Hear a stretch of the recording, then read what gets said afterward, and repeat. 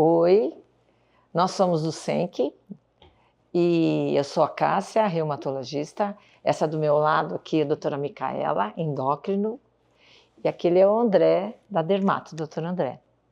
Nós hoje vamos bater um papo sobre uma doença, um grupo de doenças, bem dizendo, que tem muitas afinidades, que é a psoríase, a artrite psoriásica e os distúrbios metabólicos que estão muito frequentes nesse grupo de doenças. Vamos lá, André. Bom, então a psoríase ela começa visualmente no exame dermatológico. Ela se apresenta como uma placa, geralmente uma placa vermelha e descamativa, então é uma alteração de relevo na pele, que é vermelho e descama. Então o mais clássico que nós temos, o mais comum, é geralmente no cotovelo, joelho, também pode apresentar no couro cabeludo, região das orelhas. Então tem uma variedade de manifestações, de leve, moderada a grave. Então o paciente sofre bastante com isso, porque geralmente gera um impacto social. Geralmente ela não coça, não causa assim, um dano nesse sentido, mas o dano social é bastante evidente. E uma série de cuidados a gente acaba orientando para esses pacientes, né? Lembrando que a psoríase ela é um sinal de uma doença sistêmica, ela está muito ligada à síndrome metabólica, ou seja, ela não é só na pele, ela pode também estar relacionada eventualmente a sobrepeso, alteração de colesterol, glicemia, então tudo que leva a um quadro metabólico que nós falamos. Mas também ela tem um componente genético, ou seja, muitos pacientes desenvolvem a psoríase já na juventude, na infância. Então esses pacientes, embora não tenham todas essas características que eu falei, né, de alteração do açúcar, da pressão, do peso, já apresentam logo no começo da vida, então denotando um efeito genético muito preponderante nesses casos. Por outro lado, em outros casos, dependendo da idade, né, esses fatores podem ser desencadeantes da psoríase em pessoas que já têm uma predisposição para isso. Então, lembrar que a psoríase também pode ter o acometimento articular, das articulações das juntas, é o que nós chamamos de artrite psoriática. E a artrite psoriática não necessariamente está relacionada a uma psoríase grave. Às vezes a pessoa tem uma psoríase até leve e tem dor nas articulações. Então, eu sempre trabalho em conjunto também com os reumatologistas, aproveitando também com os endocrinologistas, como a doutora Micaela, reumatos como a doutora Cássia, para um acompanhamento multidisciplinar desses pacientes, né? Porque às vezes o paciente tem a psoríase na pele já é um fator que ajuda no diagnóstico da artrite psoriática. Então, essa artrite psoriásica, ela não vai acometer todos os psoriáticos, mas 1/3 deles irão desenvolver, num determinado momento da vida, a artrite. Essa artrite, ela tem uma peculiaridade, ela pode ser agressiva. Foi o que o doutor André falou. Às vezes é uma lesão pequena da pele psoriásica, mas o quadro articular pode ser importante. Então, você pode ter as artrites, né, que são inchaço das juntas, elas ficam avermelhadas, extremamente doloridas. Normalmente acomete os pés, as mãos e a coluna. E é o que ele falou, o fato da pessoa ter a psoríase, a lesão de pele, que é muito fácil de diagnosticar, ajuda muito no diagnóstico. E na intervenção exata, no momento exato, porque essa artrite ela pode ser deformante. Então, é uma associação bem comum que a gente tem que prestar atenção. Mas acho que, além disso, a gente tem as manifestações sistêmicas que a doutora Micaela vai conversar um pouquinho com a gente. Bom, até bom você ter falado nisso, Cássia, porque eu tenho em casa o meu esposo tem psoríase e ele diagnosticou o André quando ele tinha 15 anos. E ele foi na dermato porque ele achou que ele estava com caspa, que era caspa. E aí minha sogra já tinha comprado um monte de shampoo e nada de melhorar. Aí, graças a Deus, foi num bom dermato na época. E aí diagnosticou. Começou então parecendo caspa na cabeça e era psoríase. E aí tratou, ficou bem. só que casou, né? E casar foi um probleminha lá em casa. Para ele não deu muito certo em relação à doença de base dele, porque ele engordou. E aí ele engordou 20 quilos e piorou, André. Com o aumento de peso, ele também alterou a glicemia. E aí, o que era só na cabeça veio para o cotovelo, para a região do joelho, na barriga. Então, assim, espalhou mesmo. Do bumbum, né? Também tem muita gente que tem. O do bumbum não foi o caso, mas assim, no cotovelo e no joelho e na cabeça, atrás da orelha também ficou bem feinho na época. E aí eu falei, não adianta só ir no dermato, nós vamos ter que tratar, você vai ter que agora entrar numa dieta, vai voltar a fazer exercício e realmente melhorando o peso dele, tá? Teve que entrar com medicação, porque a obesidade é doença e muitas das vezes a gente vai ter que entrar com medicação, não é vergonha nenhuma ser obeso, tá, gente? É doença, isso eu gosto muito de relatar. Obesidade é doença, não é ser vergonhice, não é porque o paciente não quer, é uma doença e tem que ser tratada e respeitada como uma doença. E ele melhorou. Hoje ele está acompanhado, mas do ponto de vista da dermatologia ele melhorou muito, mas é assim, ele parou de fazer exercício físico, ele engorda um pouquinho, as lesões voltam, sim, na hora. Ele sabe que está subindo de peso, não é nem pelas roupas, ele sabe pelas lesões da psoríase. Ô, Micaela, mas assim, agora a gente sabe que é uma doença, e é uma doença, sim, como a artrite psoriásica, como a própria psoríase, são doenças inflamatórias. E hoje a obesidade é uma doença inflamatória. A obesidade ela pode levar a mais de 200 outras doenças. E aí aproveitando, falando disso, e aí também depois eu queria que se o André puder falar alguma coisa sobre as lesões suspeitas, porque nós estamos no mês da mulher, né, em relação ao câncer de mama, a relação ao outubro rosa. A gente tem que lembrar que tem 13 tipos de cânceres, Cássia, que tem relação com a obesidade. Então, a obesidade é uma porta de entrada para um monte de doenças e 13 tipos, e um dos principais cânceres relacionados à obesidade é o câncer de mama, tá? Mas mama, esôfago, pâncreas, fígado, tá? São muito relacionados à obesidade. Então, tomar muito cuidado. A obesidade, de novo, é porta de entrada para mais de 200 outras doenças e tem que ser levado a sério. E aí, André, a gente pode falar um pouquinho das lesões, né? Agora. Deixa eu só fazer uma pergunta que todo mundo me pergunta. A psoríase tem a ver com o estado emocional? Ela é desencadeada pelo estado emocional? Tem a ver, né? A psoríase é uma doença, então, inflamatória, né? Então, o conceito de inflamação, ele vem se expandindo, né? Para o status metabólico, né? Como a Micaela comentou, da obesidade. E também a questão alimentar e o gatilho emocional, né? Porque é um mecanismo neuroendócrino, vamos dizer assim, né? Que o estresse ele vai gerar um estado também pró-inflamatório no organismo. E num organismo que já tem uma predisposição para o aparecimento das lesões de psoríase, com certeza é um grande gatilho, né? E acaba virando um ciclo vicioso, né? Porque o estresse gera as lesões, né? Que muitas vezes podem ser até exuberantes, né? Tem descamação e tudo mais. E o paciente, por outro lado, fica também mais deprimido muitas vezes. Então gera um ciclo vicioso e uma coisa piora a outra. E outra coisa também que aí é importante você procurar o especialista, porque essas pessoas costumam usar o quê? O corticoide. Aí toma corticoide, o corticoide efeito colateral faz a pessoa ficar mais obesa, piora mesmo, entendeu? Então são coisas assim que a crendice popular acha que o corticoide deve resolver. Na realidade não é bem assim. Aliás, não é um tratamento que a gente faça, pelo menos via oral não, né? Então O corticoide ele é uma contraindicação clássica para psoríase, então não se deve usar corticoides sistêmicos, embora nós usemos local, né? Local, de pouca né? absorção. Então, assim, local tudo bem, pomadas existem por um período também não muito longo, mas o sistêmico, ou seja, via oral, injetável, né? Então existem corticoides injetáveis que o paciente já procura a farmácia para fazer periodicamente. E não é bom porque gera um efeito rebote, né? Que nós falamos. Então, melhora naquele momento, na semana seguinte está muito pior.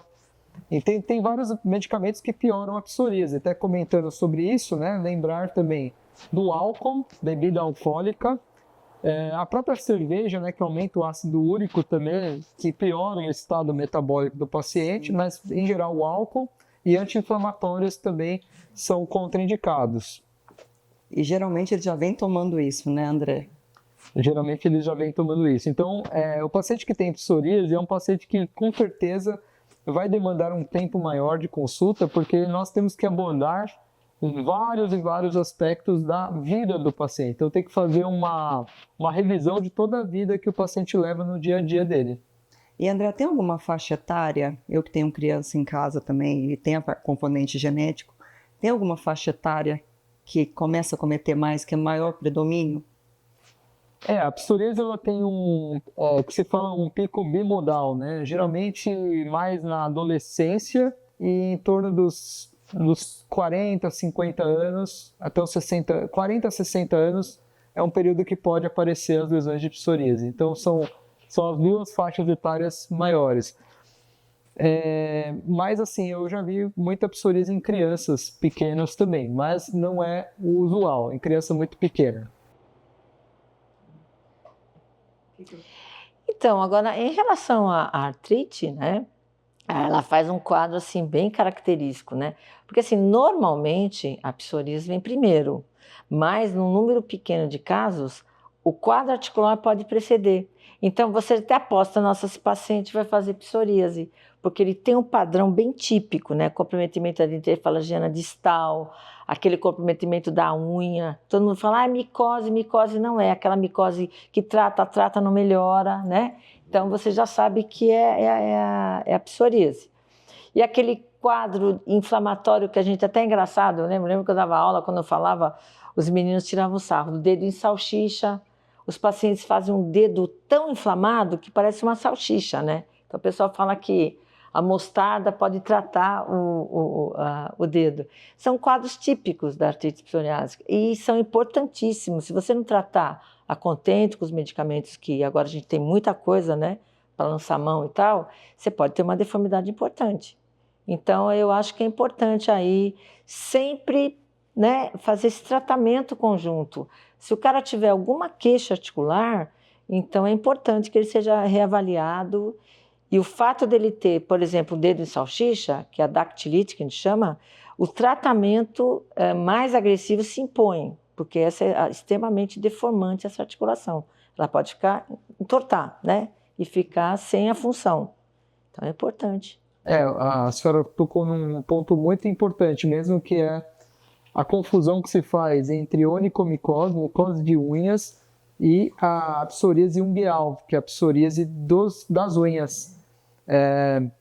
Então a psoríase das unhas, ela geralmente acomete bastante quantidade de unhas e é um descolamento, né? As pessoas, elas acreditam sempre que é uma micose e elas nunca ficam satisfeitas com um diagnóstico diferente de micose, mas existe sim a psoríase ungueal. Geralmente eu peço o exame micológico, né, que vem sempre negativo, o exame laboratorial para investigar micose, micológico direto, a cultura para fungos vem negativo.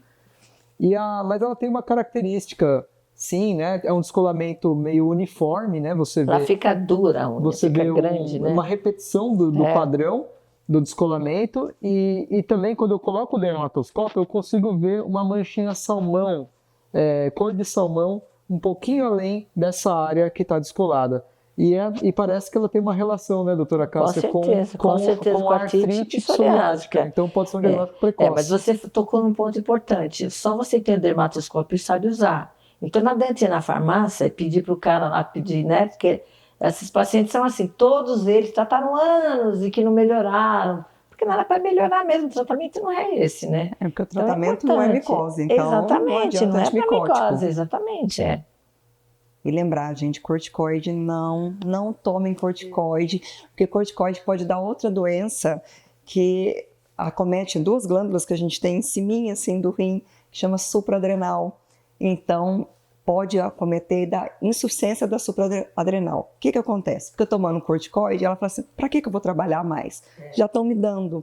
E aí, quando suspende de uma vez, porque o paciente pode parar de tomar, ou porque está ficando mais gordinho, ou porque está passando mal, pode ter complicações muito sérias, Cássia. Começa a ter hipotensão, desmaios, emagrecimento rápido depois, e isso pode levar à morte, né? pode levar à morte. Se não tratado, pode levar à morte. Então, corticoide é um negócio muito sério e compra-se sem receita. Então, e o vizinho tomou, deu certo para o vizinho, talvez a doença do vizinho não era aquela.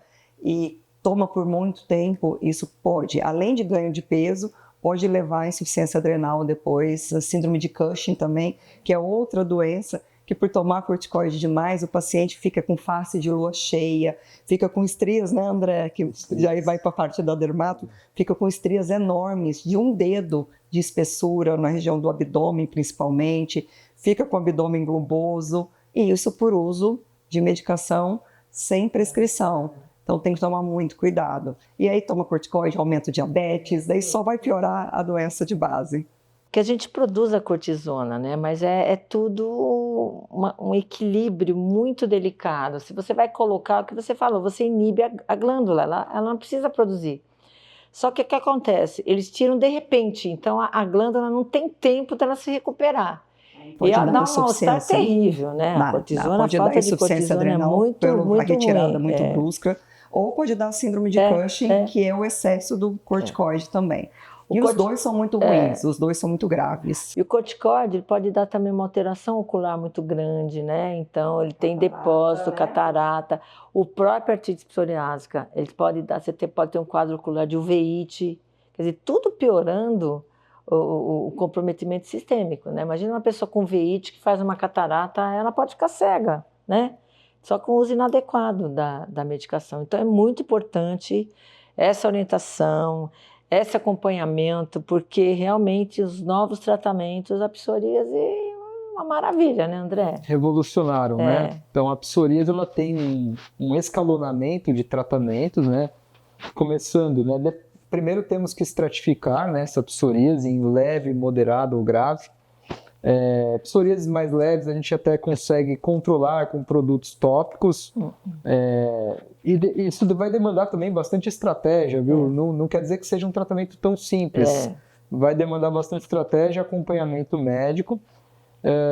Aí, quando você tem uma psoríase um pouco mais extensa, que acomete áreas maiores do corpo, o que pouco tem se falado, mas ainda é um tratamento muito interessante, é a fototerapia, o VA e o VB, né? Ideal que seja realizado numa clínica que tenha o aparelho e que tenha uma equipe, né, que cuide, né, desse tratamento.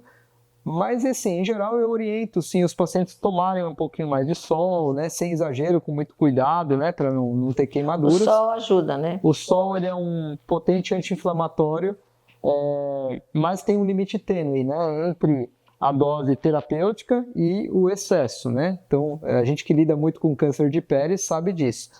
Mas a gente orienta, evitando os extremos, aliás, evitando o meio do dia, né? O sol, assim, em pouca quantidade, que seja 10 minutinhos ali, né?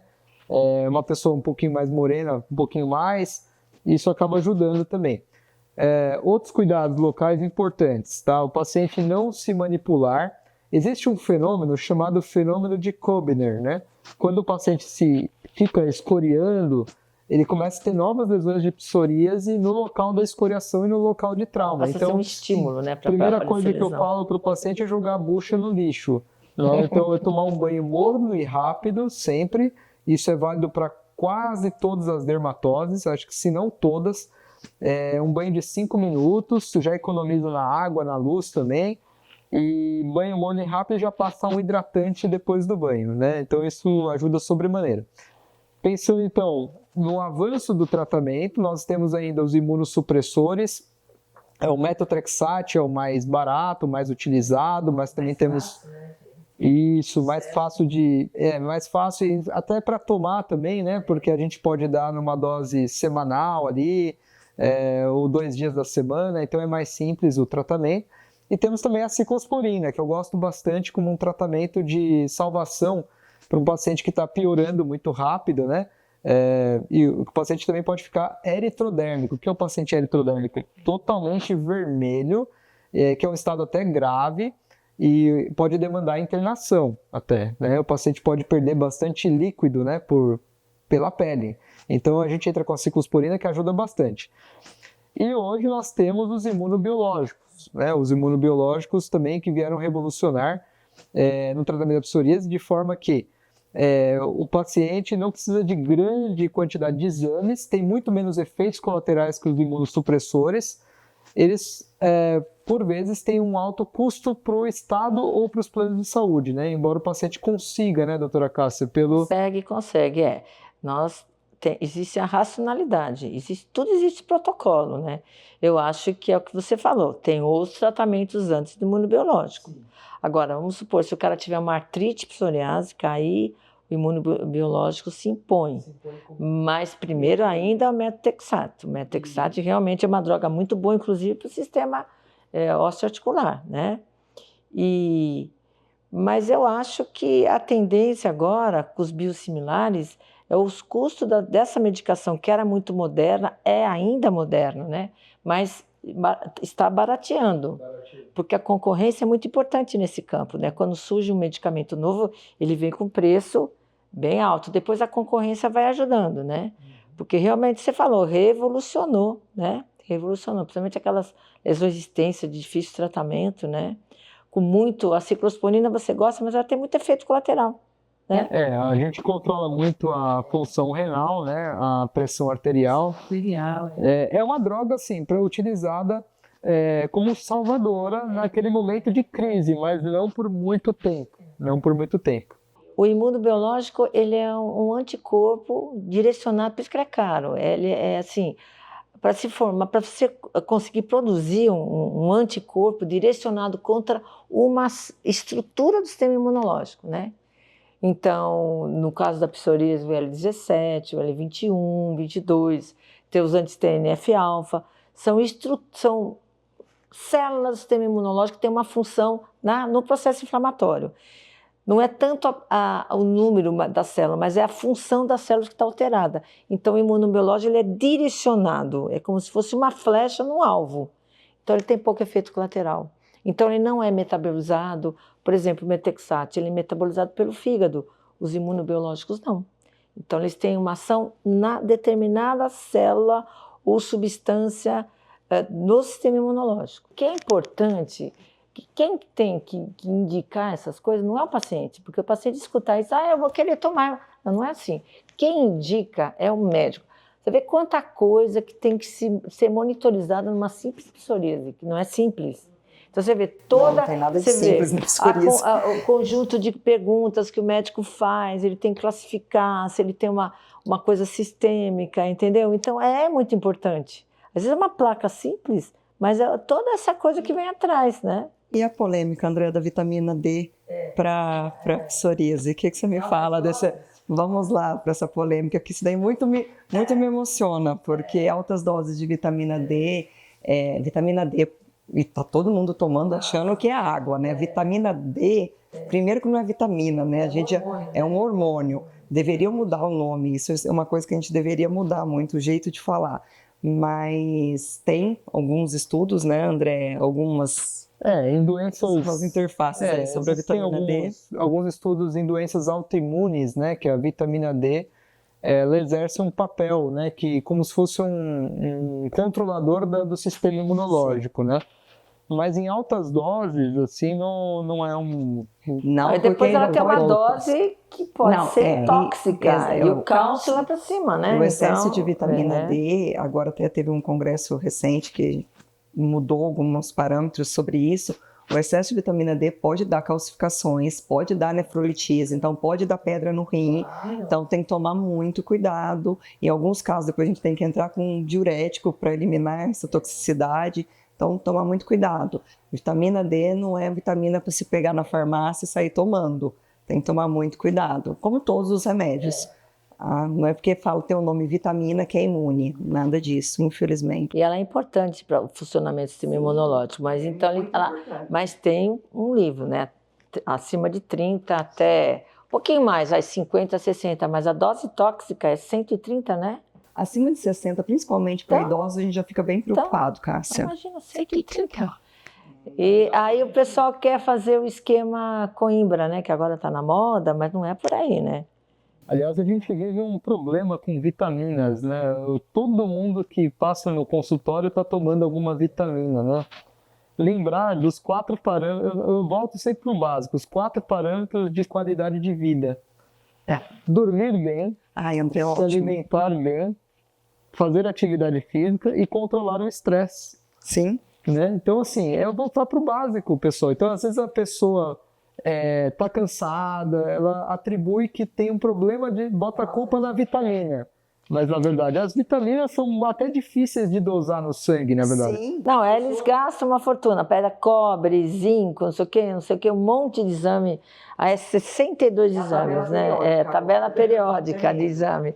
E não é por aí, né? Eu acho que se você come bem, teoricamente, Deus já fez tudo que tem que fazer Eu na falo que o comida, segredo né? da vida é descascar mais e desembrulhar menos. Ah, perfeito. Então, se você come o que Deus embalou, exatamente. então se você descasca mais e desembrulha menos, com certeza, lógico que não é só isso para viver bem, mas eu acho que já começa a melhorar muito a vida. Né? Então, é que nem a famosa suco de laranja. O pessoal faz suco. Por que não come a laranja que já tem fibra? É tudo perfeito que está feito na natureza, bom falar né? do suco, porque muitas mães acham que está fazendo algo saudável. Falando, mas eu dou suco de fruta natural. E o paciente, às vezes, já está sobrepeso. E o suco de fruta é um concentrado de açúcar da frutose. Com certeza. E quando você processa o suco, quando eu falo isso no consultório, os pacientes até arrepiam. Quando você processa o suco, você quebra quase todas as vitaminas, você quebra as fibras. E aí você só toma a fruta, só toma frutose, só o açúcar da fruta. E em quantidades altas, porque um copo de suco de laranja vão 4, 5. Uma laranja você chupa uma, você chupa 2, que já é uma quantidade ótima. Exatamente. Agora um copo de suco, às vezes toma 3 copos de suco. Comeu 15 laranjas, 15 frutoses ali numa quantidade alta e absorveu muito, o fígado teve que trabalhar mais, né? Produziu mais para quebrar esse açúcar, o pâncreas teve que trabalhar mais, e aí pode até aumentar uma doença que é muito comum, voltando à área de vocês, é a resistência insulínica. Então, suco de laranja, para quem tem esteatose hepática, que é gordura no fígado, para quem tem resistência insulínica, para o diabético, não é muito bom. E não é só suco de laranja. Ah, mas eu estou tomando suco de uva, é antioxidante. Nossa, a uva é pior. Come a fruta. Come a fruta, não tome o suco. É muito melhor. E as mamães mandem a fruta para os seus filhos, não mandem o suco. É muito melhor. Não estou falando que não pode tomar suco, sim, tá, gente? mas Tomar um pouquinho, de vez em quando, mas todos os dias, achando que está fazendo algo saudável. Não, não está. Tá? Coma a fruta. E aquele suco famoso suco do supermercado, que aquele lá, tudo que é industrializado, aguenta, né? É um absurdo, lá, né? Realmente. Não é muito bom, não gosta muito. Principalmente o de saquinho, né? De saquinho, aquilo ali... A gente não sabe o que é pior, se é o refrigerante ou o suco. Bebam água. Bebam água. Café também é bom. Café, a gente já tem estudos já robustos mostrando que cafezinho diminui a esteatose hepática, a gordura no fígado. Ótimo. Mas é café sem açúcar. Sem açúcar. Não é café com 3 litros de açúcar. André, uma coisa que me preocupa muito na psoríase é aquela forma que faz palmo plantar. Aquela é complicada, né? Porque, né, o paciente andar, como é que faz, né? Complicado aqui. Então, é uma área pequena, né? Mas é uma área de importância funcional e até estética, né? Social. O paciente às vezes lida com o público e tem uma psoríase na mão, então ela diminui bastante a qualidade de vida do paciente só por ser palmar, por exemplo. Mas plantar também incomoda porque ela pode formar fissuras, rachaduras ali, né? E causar muita dor, um comprometimento também funcional bastante importante. Difícil mesmo também, porque o tratamento nessa região é uma pele bastante grossa, né? Então as pomadas penetram menos nessa região. Eu tiro o pé, né? Acho que o pé é complicado. A gente é obrigado a associar algum queratolítico. O que é o queratolítico? Alguma substância que faz a quebra dessa queratina para que o ativo principal penetre ali, o medicamento principal. Então, acredito que a psoríase palmo plantar exija um tratamento sistêmico, em grande parte das vezes. Uma fototerapia até também vai bem, mas também o tratamento sistêmico, né, naquela ordem que nós comentamos, né, primeiro o imunossupressor, que entraria aí o Metrixate, eventualmente a ciclosporina, mas nós temos uma medicação que não citamos, que é a acitretina.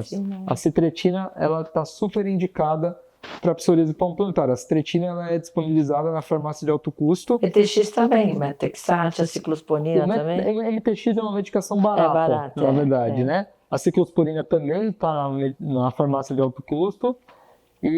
Mas voltando para a acitretina, ela já não se enquadra como um imunossupressor. Ela é um medicamento derivado da vitamina A, um pouco parecido com a isotretinoína que a gente dá para acne, meio primo da isotretinoína, o retinoide que nós falamos. E ele controla bastante essa queratinização da mão e do pé. Mas ainda assim, o paciente vai fazer um ciclo de tratamento, muitas vezes ele vai muito bem, em alguns casos ele não vai tão bem. Aí a gente começa a pensar nos imunobiológicos, como nós comentamos. Perfeito.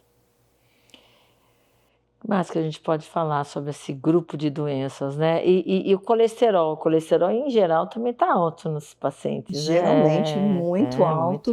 E aí também tem um outro problema que a gente estava comentando antes de começar, é que tem muita fake news em torno do colesterol, né? Sim. Porque agora tem alguns colegas que falam, não, mas colesterol tem que ser bom. Colesterol, nós temos o colesterol bom, colesterol ruim, colesterol faz parte para fazer a cascata de hormônios, nós precisamos, mas não tem que ter colesterol LDL, com colesterol ruim, colesterol ladrão, colesterol do mal, que eu costumo falar para o paciente entender. O LDL é o colesterol ruim. Eu costumo para o paciente entender que é ruim, porque é LDL, logo Deus leva. Então ele não pode ficar muito alto, não. E tem o HDL, que é o colesterol bom. Hoje Deus livra, que daí o paciente Deus vai ficar lembrando qual que é o bom, qual que é o ruim. E o colesterol tem alguns mitos em torno que estatina mata, estatina dói, não pode tomar estatina. E estatina é o principal tratamento. Lógico, ainda de novo, atividade física fundamental, diminuir a ingesta de gordura, de frituras, e lembrar que gordura não é só aquela gordura da carne. Queijos amarelos tem bastante gordura, né? Alguns peixes, se faz frito, tem muita gordura.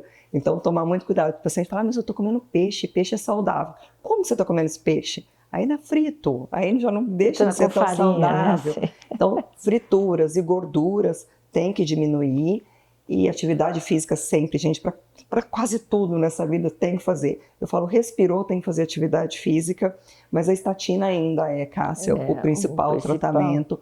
Claro, tem alguns pacientes que... Tem exceções que dói não juntas, aí às vezes você vai para outros... Aí você tem que tirar. E a gente tem imunobiológico também agora, para colesterol. Para colesterol familiar. Aquele colesterol que bate nos 900, que você sabe que as estatinas não vão resolver, né? Ou pacientes que não toleram a estatina, que tem um grupo, sim, que não tolera, e a gente tem que respeitar, a gente consegue ver, e que já tiveram infarto, ou que tem risco aumentado para doenças coronarianas, para AVC, então a gente pode entrar para o imunobiológico para esses pacientes. Também tem ainda é caro, mas a gente já consegue no SUS, com processo judicial, a gente já consegue no alto custo, também não é uma coisa muito fácil, mas tem, assim, com bons resultados.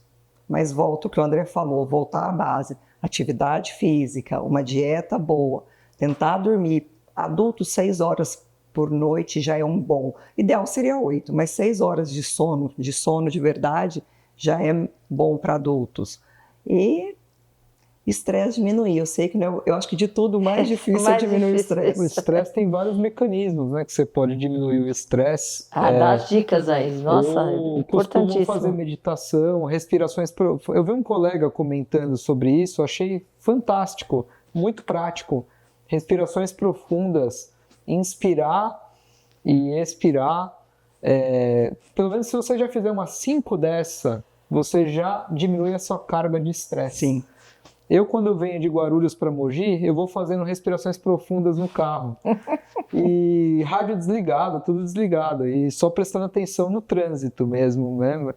Então, isso me ajuda bastante, diminui bastante aquela toxicidade, vamos dizer assim, do consultório, às vezes, né, que você tem muitas demandas no consultório, então isso ajuda a limpar um pouco a mente. Outra forma, a doutora Cássia pode falar, que é a religiosidade. Ah, o rosário. O rosário, se você pensar, você vai inspirando, expirando. Também é ótimo. Você vai vendo, assim, eu não sigo uma determinada religião, mas eu gosto de ler tudo sobre todas. Eu acho que os valores universais são os mesmos, né? Então, as acho virtudes que é tudo mesmo. Voltar para o básico, para revisar as suas questões morais, também, porque você também vai ver as guerras que vale a pena ser compradas também. Entendi. E agora também, né, você sabe que agora com essas informações, você vê, tá todo mundo na internet, então nem sempre, a maioria que você vê no YouTube, por exemplo, é lixo mesmo, te faz mal, né, ver aquelas notícias ruins e tal. Então tentar levar uma vida... Você gosta de respirar, eu gosto de plantar, André. Mexer com a terra, fazer ótimo. qualquer artesanato. Fazer verdade. artesanato é uma coisa que você vai ter que concentrar ali naquele processo. Isso ajuda a relaxar, mexer com terra, ou nadar, fazer algum esporte também ajuda a diminuir o estresse. Ouvir uma música. Né? Os filhos, a você família, aproveitar os filhos. É temeroso você chegar em casa, né? Seus filhos estão esperando e você de repente fica no celular, né? Então acho que você desfrutar mesmo, né, do momento. Eu comecei a jogar Uno com a minha filha. São essas coisinhas, o básico, né? Que a gente vai vivendo uma vida mais saudável. Nós estamos perdendo isso, porque as coisas, as modernidades estão cada vez mais tirando nossa atenção nas coisas mais simples. Ah, quando chegou o computador, agora nós vamos ter mais tempo. Não, a gente está cada vez mais ligada no celular, ligada né? É complicado. Eu acho que a gente tem que ter... A família é o básico, né? E curtir os... no sono também, né? Experimenta ficar no celular não, a tela, antes de dormir. Você já vai ficar... Você não vai. Não vai mesmo. E com os inputs negativos, né, que nós temos, né? Constantemente. Então, não é bom, porque... geralmente as notícias, inclusive do algoritmo do YouTube, elas jogam para notícias negativas. Sim. Porque a notícia negativa é que te chama a sua atenção. Exatamente, Então não até assim, eu gosto muito de ver vídeo, né, no YouTube, mas eu acho que tem hora para isso. Então à noite, por exemplo, eu não vejo. Faz bem. Porque tira meu sono. Em casa eu tenho umas regrinhas, como eu tenho 3 adolescentes. Nossa. Então tem regrinhas em casa, celular depois das 7 da noite. Acabou, que bom. Acabou. Dá para jantar todo mundo junto? Café da manhã e jantar. Perfeito, isso todo é fundamental, mundo. né? Aí as mais velhas vão colocar na mesa, a hora que outra o pessoal vai ajudando conversa, né, coisa. sobre o dia, sobre o que aconteceu. Realmente, né? Eu falo que o celular não pode ir para a cama. A gente não pode ir para a cama com o celular. E a tela azul, é o que você falou, a luz azul acaba dificultando a pegar no sono. E, o celular vibrou, você está começando a dormir, chegou uma mensagem. Pronto, você vai ver. Quero ver, o que está acontecendo? Você vai ver, não tem jeito. Celular no banheiro. Mas eu preciso A gente sempre arruma desculpa, né, Cássia? Celular no banheiro. Mas eu não vou escutar o despertar. Vai escutar sim, gente. Coloca no mais alto, deixa no banheiro, deixa com a porta aberta. Você vai escutar a hora que você precisar despertar. Não precisa ter desculpa. Eu acho que tem que usar a tecnologia. Nós estamos aqui, não dá para falar, não existe mais e fingir que não... Ele ajuda, a tecnologia está aqui no nosso meio. A gente tem que usá-la, mas tem que usar a nosso favor e não como escravos. A gente não pode ficar escravo da tecnologia. Acho que a psoríase é por aí mesmo, né? A artrite psoriásica e as doenças correlatadas, né? Eu acho que é isso. Bom, para levar para casa, 2 pontos. Sempre procure um médico, gente. Procure um médico qualificado, que tenha formação nesse grupo de doenças, né? Então é o dermato, é o reumato, o próprio dermato vai encaminhar se for preciso, ou vice-versa, e ter um acompanhamento do endócrino, que às vezes precisa mesmo. Se o paciente for obeso, é o que ela falou, é uma doença, não é mais diabético, eu acho que é importante. Sempre a opinião de um especialista. Multidisciplinar, né? Multidisciplinar. Como muitas doenças, né? A maioria das doenças. Muitas doenças. Não é simplório, né, o tratamento, né? Então, assim, você só passar uma pomadinha e E às vezes o paciente falta informação para ele, É. né? Ele acha que não está melhorando e aí ele atribui à equipe médica, ao local de saúde. Não, mas na verdade, hoje nós temos essa possibilidade de passar essa informação, né, para o paciente realmente buscar, né, o melhor atendimento nesse sentido. E saber que nem sempre é tão simples, né? Que montar primeiro a estrutura da casa, né, que dormir bem, né, fazer atividade física, comer bem, porque isso já vai dar resiliência para o organismo por si só já reagir à doença, né, independente de remédios. Eu lembrei de um paciente meu que veio, ele era gerente do Mapping, acho que ninguém se lembra do Mapping, que era Lembro. uma loja enorme no centro de São Paulo, Fala né? que não.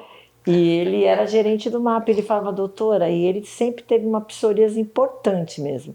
E ele sempre de terno trabalhando, mas ele tinha vergonha das mãos. Ele falou assim para mim, olha, meus sonhos, eu era um nadador, eu era um esportista, eu lutava boxe, eu parei com tudo isso.